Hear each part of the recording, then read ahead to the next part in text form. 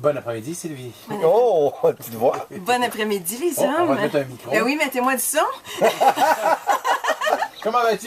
Ça va très bien, merci. Alors, Sylvie, je te laisse te présenter ton sujet d'aujourd'hui. Ben, je voulais vous parler d'une réalité qu'on parle peu, qui est les hommes qui souffrent d'anéjaculation. Qu'est-ce que ça veut dire? C'est des hommes qui sont capables d'éjaculer seuls, mais en présence de leur partenaire, ils ne sont pas capables de s'abandonner. Donc, Ça ne dans le fait fond, pas des enfants forts. ça. Pas du tout. Puis c'est vrai qu'il y en a pour certains qui vont prendre ça comme une façon contraceptive de j'ai pas nécessairement envie de m'engager avec cette femme-là, j'aurais peur de concevoir un enfant, ou j'aurais d'autres peurs tout simplement, mais ils C'est pas sont... conscient, c'est au niveau du Ah, subconscient. ça peut être conscient. Ils se retiennent carrément. Oui, ils se retiennent et ils retiennent, ils contrôlent quelque chose. Ils sont pas capables, c'est comme le fantasme des hommes qui éjaculent trop rapidement.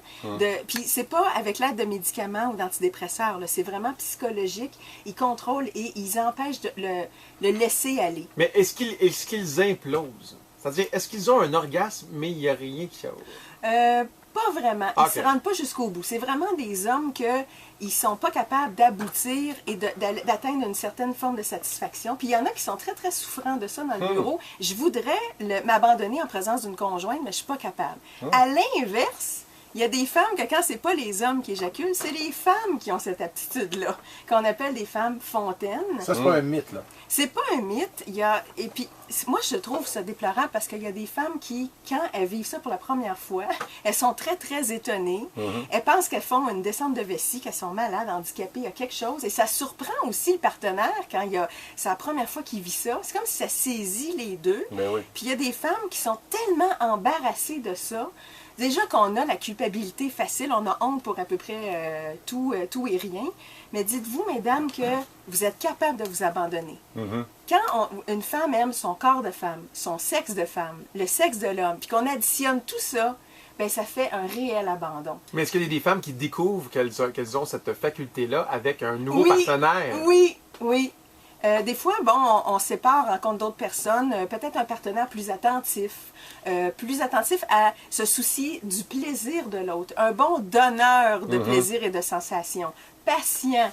C'est sûr que ça peut faire déclencher aussi l'ultime abandon. Et ça, donc, ce que tu appelles des femmes fontaines, est-ce que ça veut dire que ce sont des orgasmes plus puissants à ce moment-là ou pas nécessairement? Un orgasme, c'est un orgasme. Ah oui? Peu importe la façon avec quoi, c'est un orgasme. Je pense que ces femmes-là disent qu'elles ont une sensation là, d'absolu abandon.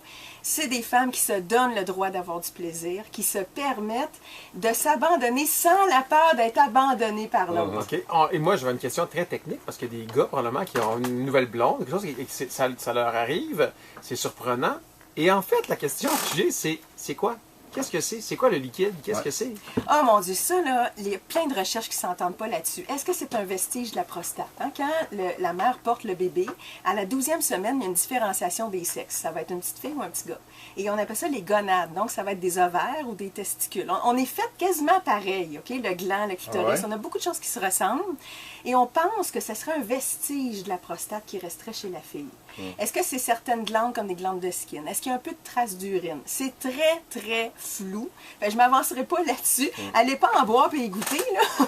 Mais je vous dirais, je veux juste que vous reteniez que c'est une belle aptitude, c'est une belle sensation. Mais les femmes, c'est pas entre 20 et 25 ans qu'on est au sommet de notre potentiel. C'est en vieillissant. On se bonifie avec le temps. Profitez-en. Et messieurs, vous avez tout avantage à faire comme les femmes. Abandonnez-vous. Écoute, on a 48 heures pour le faire, Mario. C'est une belle mission de week-end, ça. Ah oui! Quand même? Oui. Par contre, il y a du football à ce moment-là.